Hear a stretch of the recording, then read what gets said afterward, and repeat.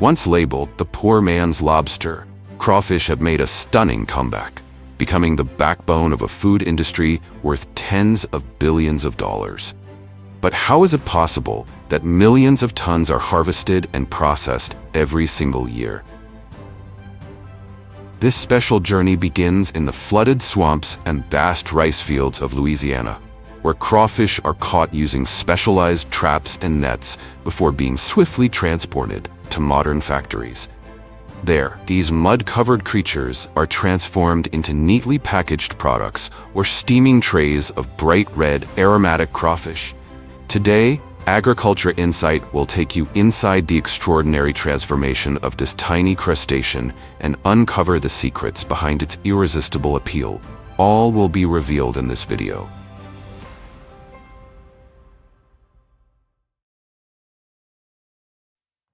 Despite their appearance resembling marine lobsters, crawfish are in fact just freshwater crayfish, with only about 15% of their meat found in the tail. While the bright red claws are mostly for show, the meat is tender but relatively bland and low in nutritional value. Yet, their low cost and easy accessibility have made them widely popular.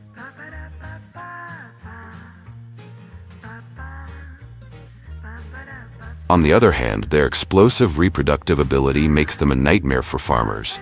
A single female less than 12 centimeters long can lay up to 600 eggs per clutch, 2 to 3 times a year. Even just one escapee is enough to multiply into a colony that can overrun an entire hectare of water.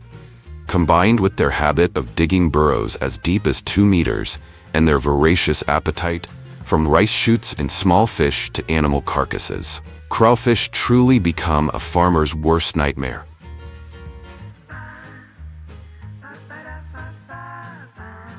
In reality, during the 1930s to 1940s, when crawfish were first introduced to Asia by Americans, especially in China, they were considered an invasive pest, notorious for burrowing, destroying rice paddies, and threatening harvests.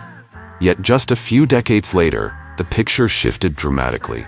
Once shunned, by the 1990s, they were suddenly reborn through the rise of street food culture, becoming a favorite delicacy among urban youth.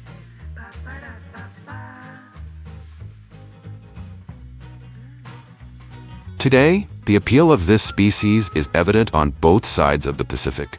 In the United States, crawfish are inseparable from Louisiana-style crawfish boils, with tens of thousands of tons consumed every year. Meanwhile, in China, where production reaches 3.2 million tons, accounting for more than 90% of the global supply, crawfish have been elevated into a $60 billion industry, tied to the rice crawfish ecological model that not only restores farmland but also generates enormous profits. To achieve such staggering numbers, perhaps China has quietly thanked Louisiana, the land that gave birth to crawfish culture and inspired an entire global industry. Now let's step into the flooded rice fields of Louisiana, the birthplace of a rare and truly sustainable farming model. Each year, when the rice plants reach a height of about 30 to 40 centimeters, farmers begin flooding the fields and releasing juvenile crawfish. Young rice provides shade, while its roots offer shelter and natural food sources. Here, farmers enjoy 2 harvests in a single year, one for rice and one for crawfish. In the summer, they plant rice, which not only provides a staple food source, but also creates the perfect habitat for crawfish. When the rice harvest ends, the leftover straw and stubble decompose into natural feed, and farmers immediately flood the fields again to begin the crawfish season. This rotation not only ensures food on the table and crawfish to sell, but also maintains ecological balance. Rice sustains the crawfish, and crawfish fertilize the rice.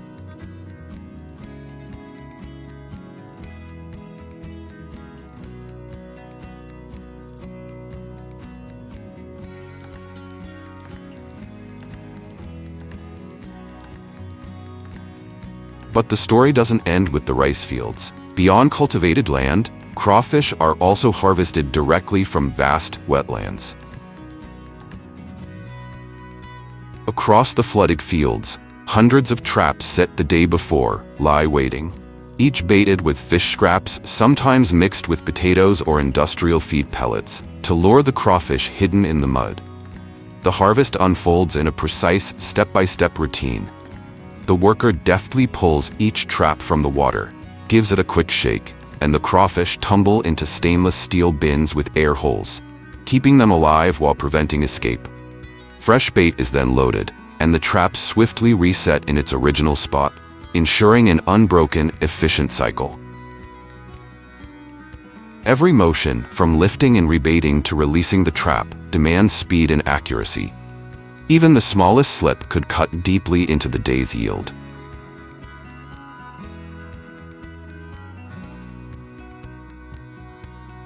The greatest challenges come from the intensity of the labor and the environment itself. Each harvester must handle 500 to 1,000 traps a day while maneuvering the boat through thick mats of weeds and aquatic plants. It's work that requires stamina, sharp eyes, and unwavering focus.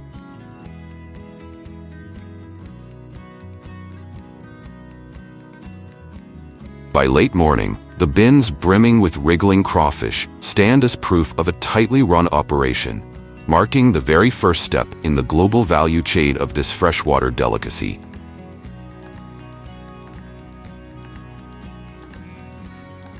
After being harvested from the swamps, baskets of crawfish are quickly transported to the processing plant.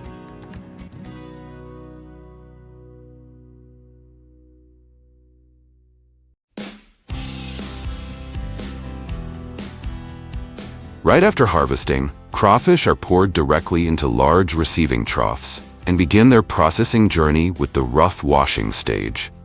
This step is extremely important and almost mandatory in every plant, since the outer shell of this species is often covered with mud, aquatic roots, organic debris, and sediment accumulated from their muddy habitat. The system can handle 300 to 500 kilograms of crawfish per hour, meeting the demands of industrial-scale production. One key point is that crawfish shells are relatively thin and easily scratched, so water pressure is always carefully adjusted to a moderate level, strong enough to remove dirt, yet gentle enough to keep the crawfish alive and in good condition for the next stages of processing. However, workers must remain extremely cautious to avoid a prison break, as these crawfish are notoriously clever and capable of climbing or crawling their way out in the blink of an eye if given the slightest chance.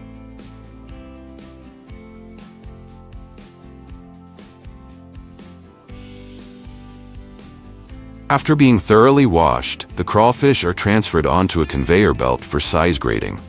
They pass through a system of slotted chutes or multi-tiered rotary drums where each slot is precisely designed to separate large, medium, and small crawfish. This process ensures uniformity, meeting different processing needs. Larger crawfish for export or restaurants, while medium and smaller ones go to freezing or tail meat processing. The operation requires speed, precision, and a constant flow of water to prevent thermal shock.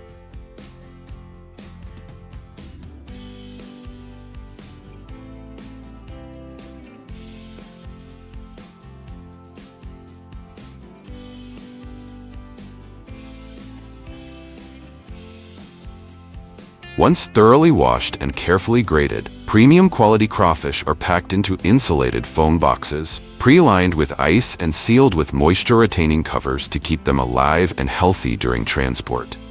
Each box holds about 13 to 15 kilograms of crawfish, sealed securely and labeled according to its delivery destination. From the plant, hundreds of these boxes are loaded onto refrigerated trucks and taken directly to the airport, where they continue their journey on domestic or international commercial flights. However, not every crawfish makes the cut for air travel. Those that don't meet the export standard remain in the plant, moving down the processing line to be turned into products for a wider consumer market.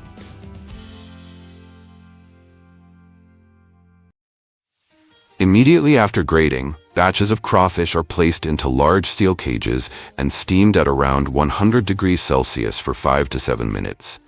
This is a critical step that firms up the meat while eliminating bacteria before further processing, such as meat extraction, packaging, or freezing. Under the effective heat, the shell rich in astaxanthin, a natural pigment, transforms from dark brown to a vibrant red-orange, creating the signature appearance of cooked crawfish without the need for any additives. Each batch can reach several hundred kilograms, handled by automated systems that strictly control temperature and timing to ensure consistent quality, an appealing look, and absolute food safety.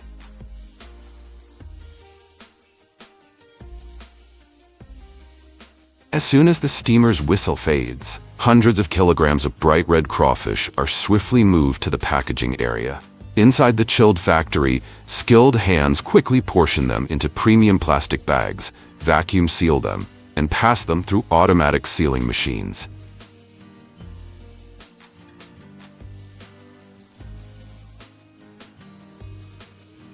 Each pack is clearly labeled, tightly sealed, and neatly arranged in blue plastic trays. From there, the entire batch is transferred into deep cold storage, preserving its flavor and quality, ready to set out and conquer dining tables around the world.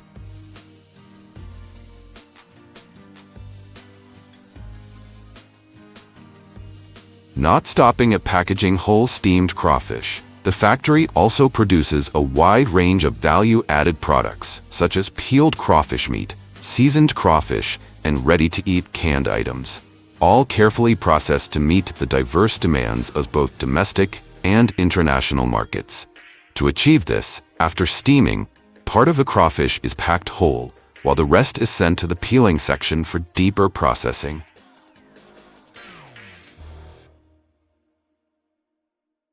Here, long rows of workers sit evenly spaced at stainless steel tables, their hands moving with astonishing speed, snapping off heads, peeling shells, and extracting meat all in just a few seconds.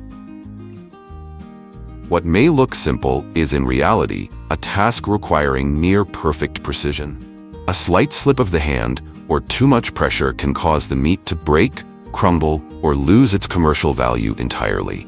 That's why this step remains entirely manual. No automated line can replicate it.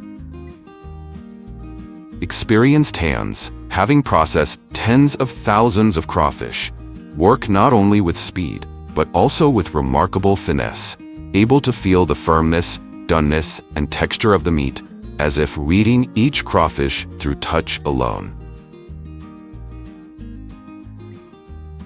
Stepping away from the cold steel lines and industrial lights, we enter the world of Cajun, where every drop of fiery sauce and every crawfish drenched in spice is the essence of fire, passion, and a culture that refuses to be tamed. In the culinary world, few dishes spark emotions as powerfully as Cajun crawfish, the iconic preparation of the American South. No need for fancy restaurants or elaborate rituals, just a paper-lined tray, a few slices of corn, boiled potatoes, and a steaming pot of crimson sauce. After a quick boil, the crawfish are tossed into the sizzling Cajun mix, where butter melts into garlic, cayenne ignites with heat, black pepper tingles the nose, and paprika releases its irresistible aroma. Their shells glow red like embers, the sweet, firm flesh soaked in layers of spice, and even the small claws yield a burst of delicate, briny sweetness with every crack. This is a dish meant to be eaten with your hands, to laugh over, to let the spice seep into your fingers and memories alike.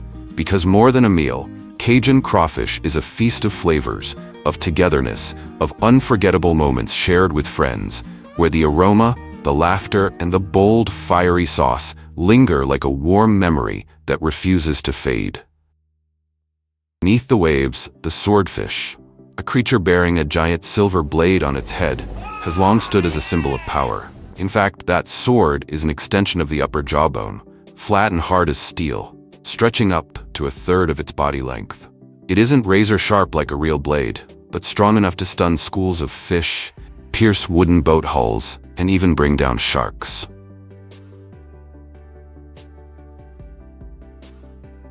Beyond its legendary weapon, the swordfish is a solitary hunter capable of reaching speeds close to 100 km per hour, making it one of the ocean's most enigmatic and formidable predators. Spain, with its powerful deep-sea longline fleet, has turned the port of Vigo into Europe's swordfish capital, accounting for a quarter of the global catch. Meanwhile, the United States, with its domestic fisheries and strict regulations, has elevated swordfish into a premium delicacy rather than just a mass export.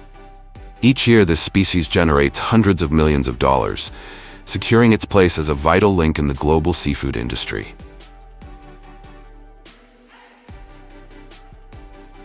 And the taste? Imagine a steak born of the sea. Firm, pinkish red, packed with protein, lean, neither as oily as salmon nor as heavy as tuna, but balanced, refined, and richly flavorful.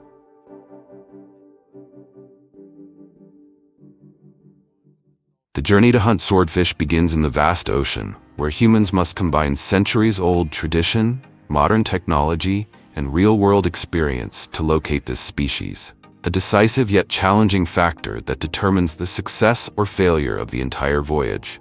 To achieve this, fishermen must know the habits of swordfish better than anyone else.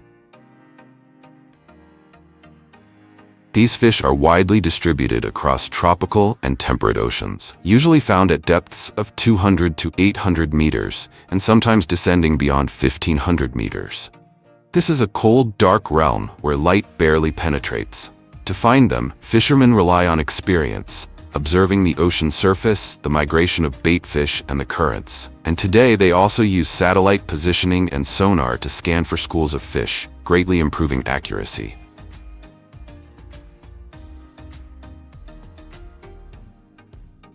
Veteran fishermen often describe swordfish as lone silver shadows. They do not swim in schools but move alone, striking their prey with speed and surprise.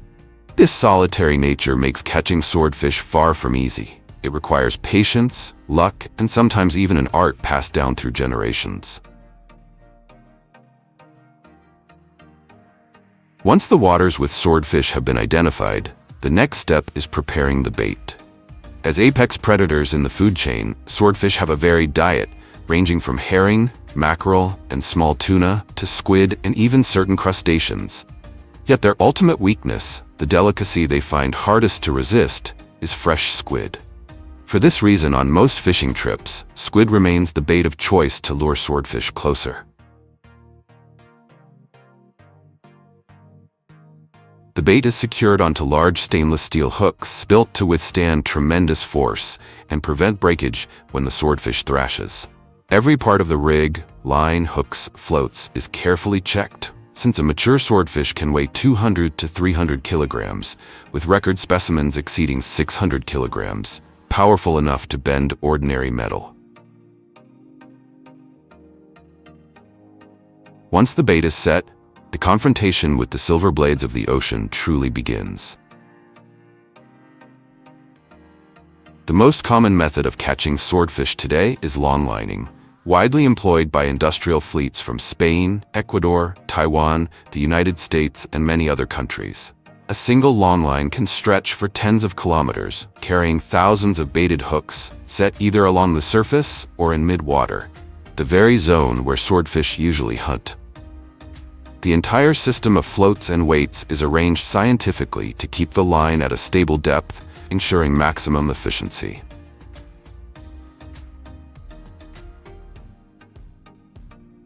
During deployment, fishermen prepare the main line on deck, while branch lines, already fitted with hooks and bait, typically fresh squid, are clipped on one by one. As the vessel moves slowly forward, the main line is gradually released into the sea, with each branch line and baited hook trailing after it, fixed in place by marker buoys.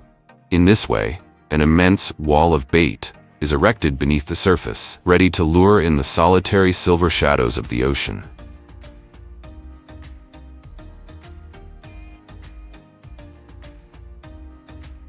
Once the longline is fully set, it is left drifting for many hours, often overnight.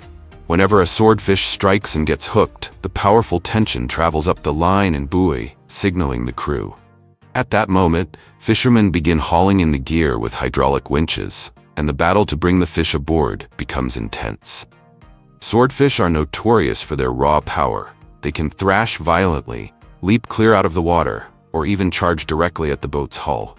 The furious blows from a silver sword can pose real danger to the crew, making it essential that restraining and landing the catch is done with skill, coordination, and long-earned experience.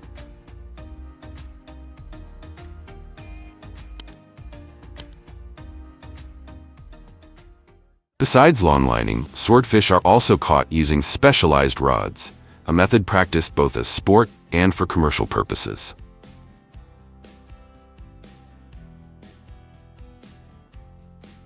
These rods are long, fitted with electric reel winches, and built to withstand hundreds of kilograms of force. When a swordfish takes the bait, the angler must rely on both strength and technique to control it. Sometimes the battle drags on for hours. The swordfish dives deep, thrashes violently, and leaps out of the water, while the fisherman strains to keep the line taut.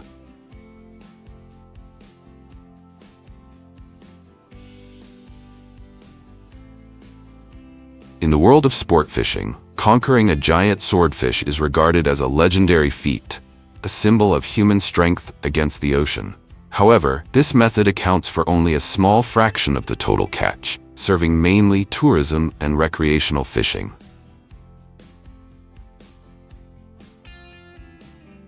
Once the swordfish is subdued, it is brought aboard. Immediately, fishermen douse it with cold water and cover it with ice to preserve freshness. Some modern vessels are even equipped with quick freezing holds at 40 degrees Celsius right at sea, keeping the fish pristine for weeks. After long voyages, swordfish are transported back to port. These massive fish, each weighing hundreds of kilograms, are unloaded with cranes or forklifts. From there, they are sorted, some sold fresh to restaurants, others sent to freezing plants for processing.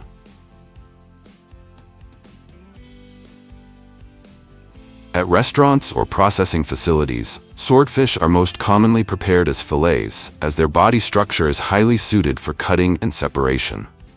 After initial butchering, the long, firm body is taken to the main cutting stage. Instead of slicing thin fillets immediately, the fish is usually divided into large sections for easier handling. From these sections, skilled workers use sharp, specialized knives to separate the flesh from the skin and the backbone running along the body.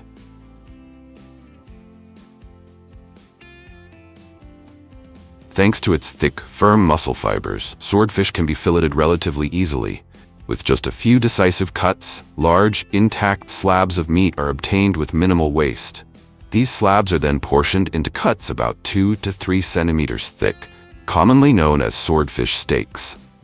This is the most popular market form, as it preserves the sweetness and firm texture of the fish while being convenient for grilling, pan-searing, or smoking.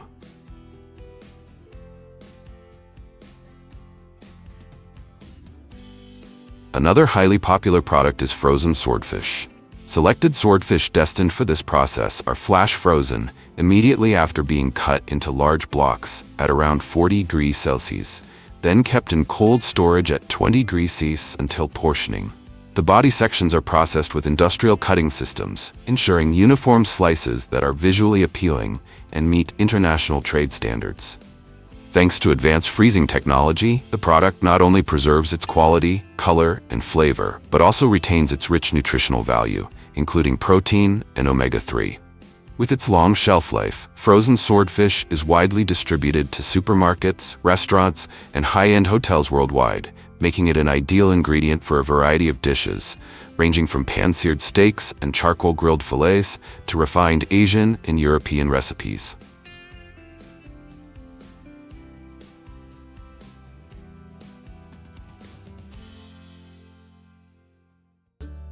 If Japan is the mackerel processing factory of the world, responsible for about 25% of global processed mackerel output, equipped with modern production lines and a wide range of exports across 5 continents, then the United States is the consumption giant, spending billions of dollars each year to import mackerel for a market that demands high standards in quality, flavor, and nutrition.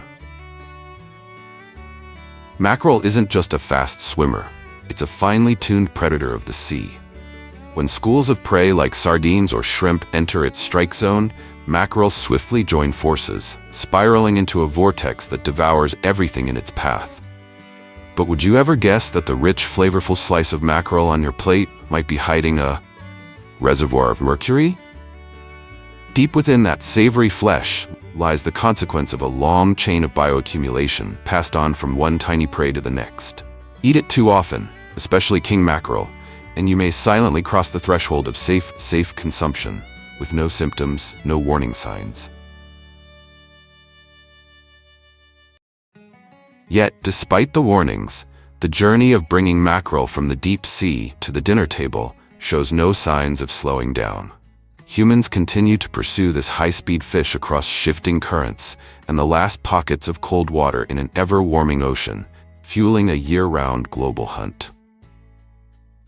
And every journey has a beginning.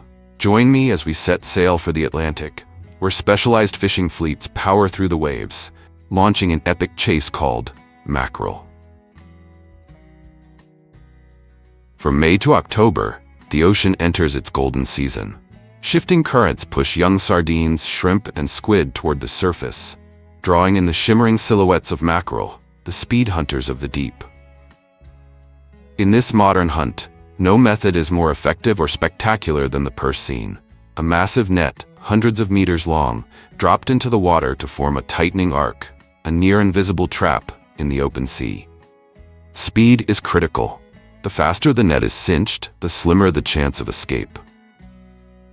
As the final line pulls tight like a steel noose, tens of tons of glittering mackerel are captured in a writhing mass of silver beneath foaming waters.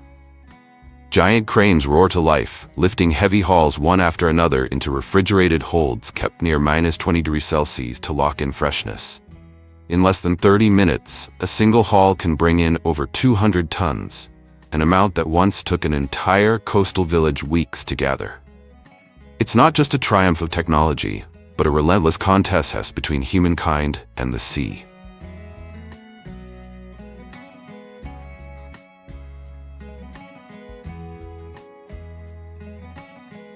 But mackerel don't always gather in dense schools. When they scatter, dive deep, or swim to remote offshore waters, fishermen must change their strategy. Instead of chasing the crowd, they patiently wait for individual fish, using the longline method, an art that demands precision and persistence. Across the vast ocean surface, a main line stretching for dozens of kilometers is deployed, carrying thousands of dangling hooks, like invisible traps suspended in the deep. The bait is fresh squid, sardines, or shrimp, irresistible treats that trigger the mackerel's hunting instincts. When a fish bites, each glistening silver body is carefully hauled in, unhooked, and placed directly into chilled storage. No bruises, no scratches, preserving its ocean-fresh quality as if it had just left the sea.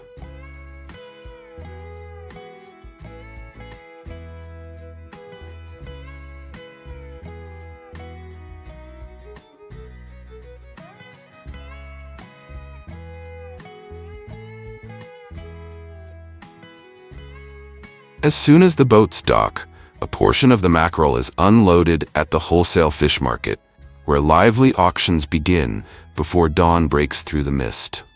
The rest heads straight to processing factories, flowing through a network of chilled pipelines running beneath the port like its very bloodstream.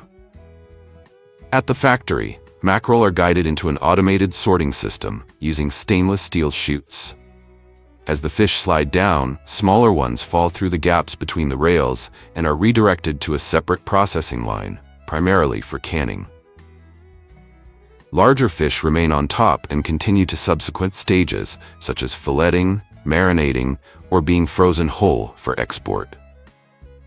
This system enables preliminary size-based sorting right from the intake, optimizing the production process, reducing the load on later stages, and improving overall processing efficiency.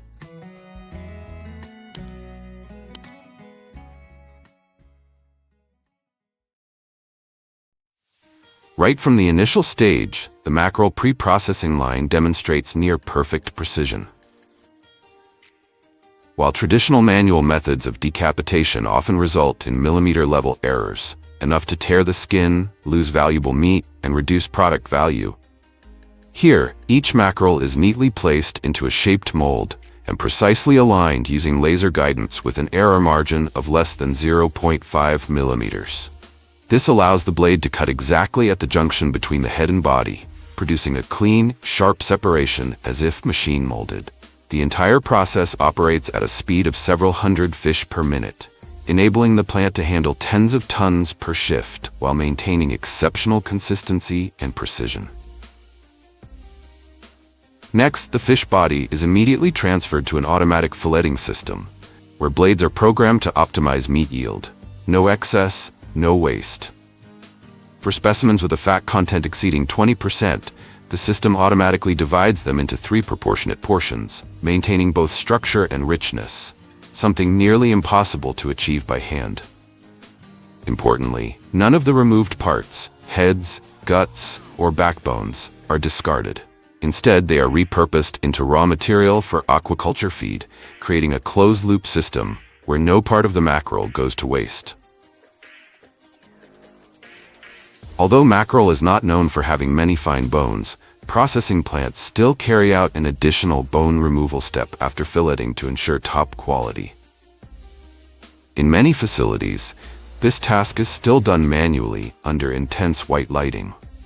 The fillets are placed on chilled stainless steel tables, where workers use specialized steel tweezers to carefully extract even the smallest bones, as leaving just one could result in the entire batch being rejected in strict markets like Japan or the EU.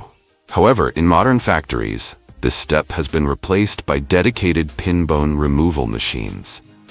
The fish meat is passed through mechanical rollers that apply just the right amount of pressure, enough to dislodge the bones without damaging the flesh.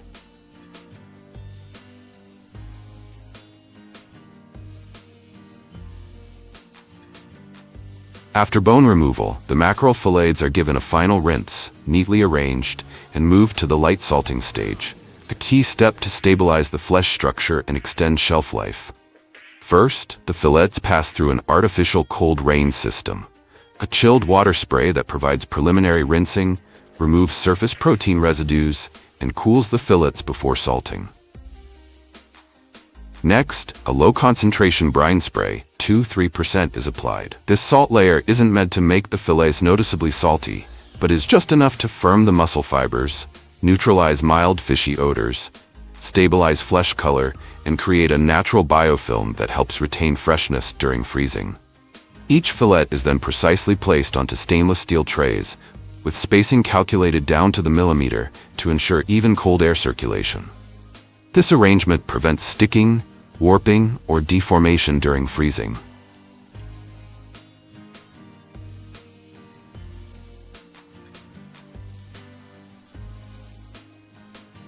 Finally, the trays are transferred into a blast freezer, where the temperature drops rapidly to -35 to 40 degrees Celsius, combined with strong, cold airflow.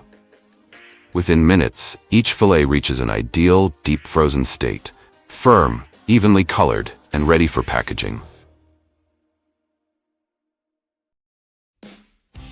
However, not all mackerel is destined for frozen packaging. A portion continues its journey to a more specialized production line, where the fillets are transformed into the famous teriyaki grilled mackerel. On the teriyaki grilling line, filleted mackerel portions are neatly arranged on stainless steel conveyor belts and slowly pass through a modern roasting chamber. Instead of using direct flames, superheated steam at around 300 degrees Celsius is circulated through the chamber, allowing the fish to cook evenly from the inside out without drying the surface. After the initial roasting, the fillets move on to an automatic teriyaki sauce application system. Here, a sauce made from Japanese soy sauce, mirin, sugar, and ginger extract is evenly sprayed onto both sides of the fish. Rather than marinating in advance, the sauce is applied near the end of cooking, a technique that helps it cling tightly to the surface, forming a glossy caramelized layer when the fillets return to the roasting chamber for a final round.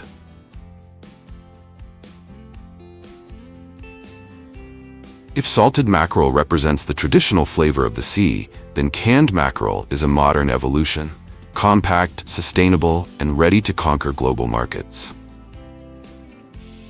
The process begins with medium to large-sized mackerel, which are cut into segments measuring 6 to 10 centimeters in length, matching the standard height of each can.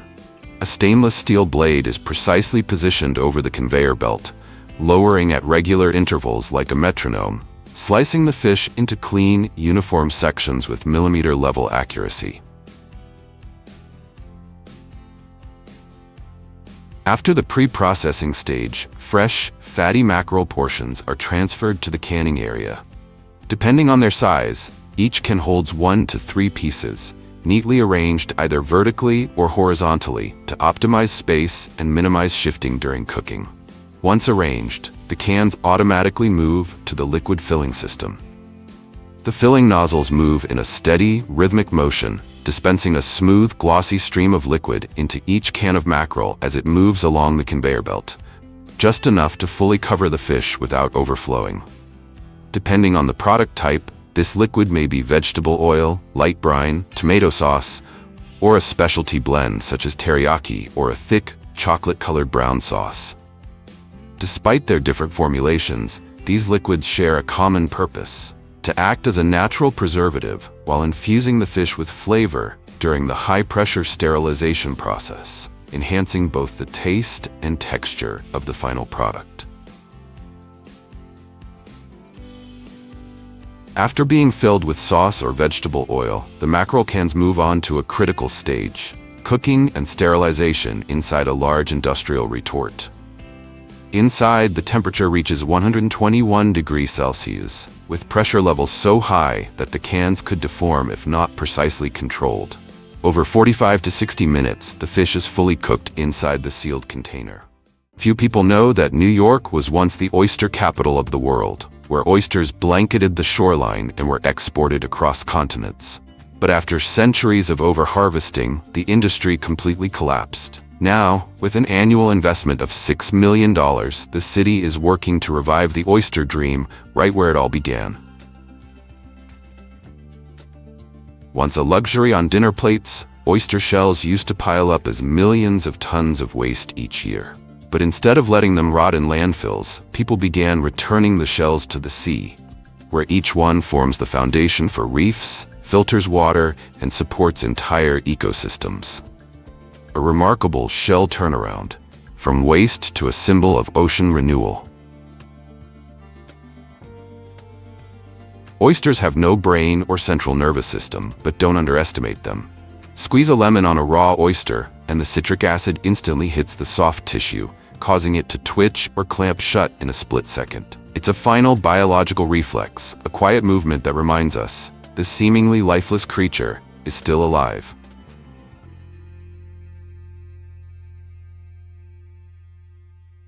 Before reaching dining tables or canning lines, oysters undergo a meticulous farming process that begins with the smallest details.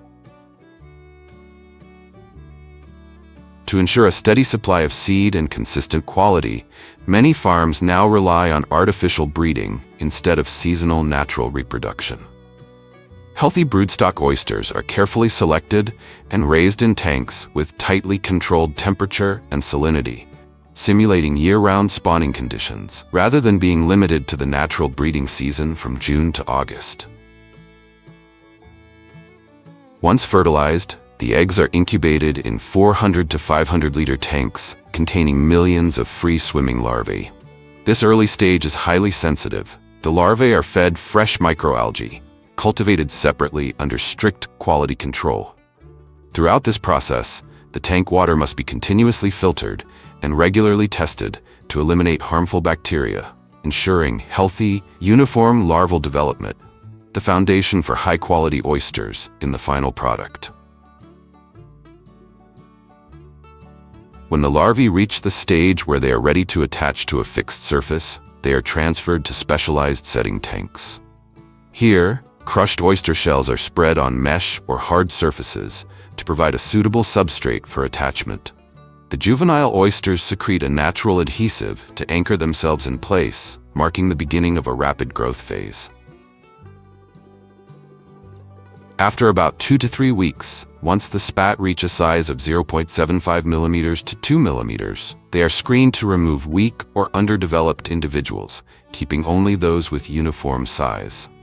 At this stage, the young oysters are strong enough to withstand natural marine conditions and are ready to be transferred to outdoor grow-out areas. When oysters reach a size of around 4 to 5 millimeters, they are transferred to the ocean environment for further growth. At this stage, farms typically use two main cultivation methods: suspended bag culture and bottom culture. In the suspended bag method, oysters are placed in specialized mesh bags attached to metal racks or hanging lines on the water's surface. These bags come in various mesh sizes, ranging from 0.5 to 2 inches, designed to protect the oysters from predators while allowing continuous water flow to deliver natural food like phytoplankton. As the oysters grow, they are moved into bags with larger mesh sizes to ensure adequate space for development. In bottom culture, oysters are released directly onto sandy or muddy seabeds. This method results in thicker shells and a richer flavor due to direct contact with the ocean floor. However, it requires a longer grow-out period and regular monitoring to prevent loss and minimize the impact of natural environmental changes. After about 12 to 24 months, depending on environmental conditions and oyster species, oysters reach market size, typically between 5 to 7 centimeters, and are ready for harvest. By this stage, they have developed strong shells, plump meat, and their distinct flavor profile. Oyster farming goes beyond simply providing a suitable environment. It also involves essential care techniques, such as flipping the mesh bags, conducting regular inspections, and adjusting stocking density. All of these factors play a crucial role in determining the final quality of the oysters delivered to consumers. Each early morning, as the sea remains calm, fishing boats head out, cutting through the waves. Along floating farms near the coast, farmers work busily to harvest oysters, mollusks that grow silently, clinging tightly to submerged structures in the salty water.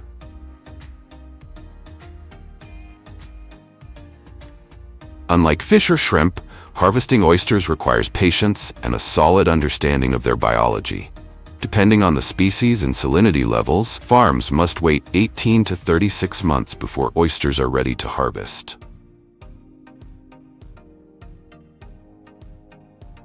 Harvesting methods vary by farming model. In the floating rack and bag system, oysters are grown in mesh bags suspended from frames with 50 to 100 oysters per bag. When harvest time arrives, workers use pulleys to lift the bags onto the boat, a quick and efficient process that preserves freshness. In bottom culture or wild harvesting, oysters are collected using dredging nets that scrape along the seafloor. While this method yields a high volume, it can easily mix in mud and damage shells if not handled carefully. Oysters are highly sensitive to temperature shock and physical impact, so every step from harvest to processing must be strictly controlled in terms of time, temperature, and humidity. Once brought ashore, oysters still retain seawater inside their shells, as if carrying the ocean with them, preserving their freshness to the last drop.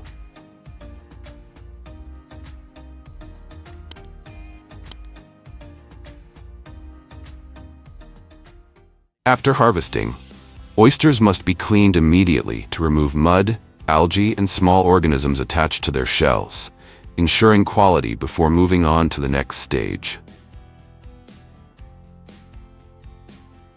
The cleaning process involves multiple steps, combining automated systems with manual handling for optimal effectiveness.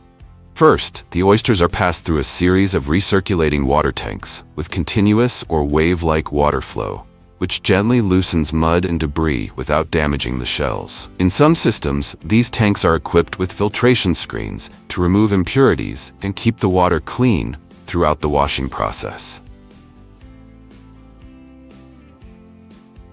Next, the oysters enter a specialized washing system, where high-pressure spray nozzles combined with rotating drums remove any remaining stubborn residue. Under the force of pressurized seawater or clean freshwater, the oysters are thoroughly cleaned from all angles, leaving the shell surfaces free of contaminants before proceeding to the next step. Once the washing process is complete, the oysters are transferred to an automated grading system.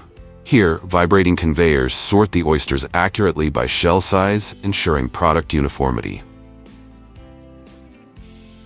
In more advanced processing lines, optical sorting machines are also used. These systems employ sensors and imaging technology to inspect shell color, shape, and detect abnormalities, such as cracks or signs of poor quality.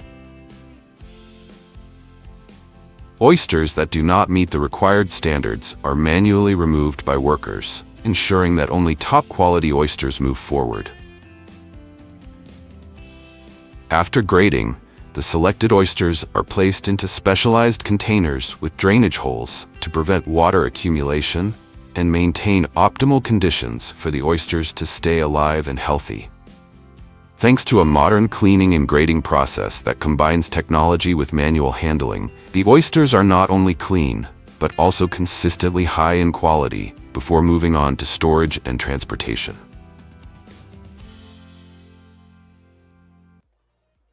After grading, oysters are processed in two main ways: kept in shell or fully shucked, each method serving different processing purposes. For in-shell processing, workers gently pry open or slightly separate the top shell while keeping the meat and natural seawater inside intact. This method preserves freshness and flavor and is commonly used for live oyster distribution, especially to high-end restaurants where appearance and integrity are essential. After processing, the oysters are placed on ice trays to maintain freshness and keep them alive during transport. In contrast, full shell removal is used for further processed products such as fresh shucked meat, frozen oysters, or canned goods. Despite advances in technology, much of this process is still done by hand, as oyster shells are sharp, rough, and tricky to handle. Skilled workers can shuck up to 1,000 oysters per hour while keeping the meat perfectly intact. The oyster meat is then washed with high-pressure water to remove sand and shell fragments, and in some facilities, it is sanitized using ozone or diluted brine, extending shelf life without compromising texture or requiring chemical preservatives. Once the oysters have been thoroughly washed and sterilized, they are moved to a rapid cooling zone. In this area, workers spread ice over trays of oysters to instantly reduce the temperature, preserving freshness and preventing bacterial growth while awaiting packaging. This step is essential for stabilizing the meat quality before further processing or long-term storage. For canned products, workers carefully place batches of oysters into food-grade coated aluminum cans. Each can is precisely measured by quantity or weight, then transferred via conveyor to an automated sealing system. For canned products, workers place batches of oysters into food-grade coated aluminum cans. Each can is accurately portioned by quantity or weight, then filled with a light brine or a specially formulated sauce to enhance flavor and aid in preservation. Next, the cans are conveyed along a production line to an automatic sealing machine. At this stage, the cans are hermetically sealed using high mechanical pressure to prevent any air from entering. Immediately after, the oyster cans are sterilized in steam chambers at 115 to 121 degrees Celsius for a specific duration to eliminate bacteria and extend shelf life without the need for preservatives. Finally, the cans are rapidly cooled, labeled, and boxed, ready for domestic distribution or export. In addition to fresh and canned products, a portion of the oysters is transferred to a cold air drying line, where cool air is continuously circulated around the oysters to evaporate moisture without altering the structure of the meat. In addition to fresh and canned products, a portion of the oysters is transferred to a cold air drying line, where cool air continuously circulates around them to evaporate surface moisture without altering the meat's structure, preserving both flavor and nutritional value. Next, the oysters undergo a second cold drying stage at a lower temperature and for a longer duration. This process further reduces internal moisture, achieving an optimal dryness level for long-term storage without the need for additives. Once drying is complete, the oysters are cooled to stabilize their temperature, then tested for moisture levels. Workers weigh and portion each batch, place them into bags, and immediately vacuum seal them. This step helps prevent oxidation, limits moisture reabsorption, and extends shelf life. Finally, the products are boxed, labeled, and packed, ready for export or distribution to premium markets.